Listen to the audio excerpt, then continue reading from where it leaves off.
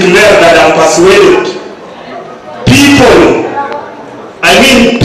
united and understand each other under Almighty merit, they will make a difference. Thank you so much. God bless you.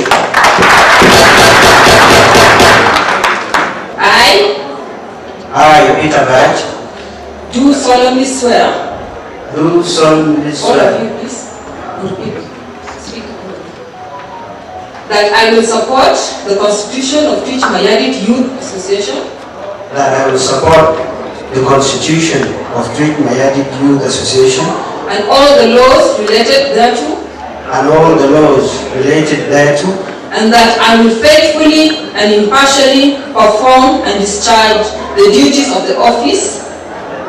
and that I will faithfully and impartially perform and discharge the duties of the office of the chairperson According to the law. according to the law And the best of my ability. and the best of my ability. So help me God. So help me, O God. Congratulations. That is all.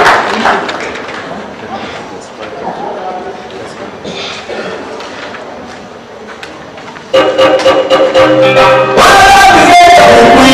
you.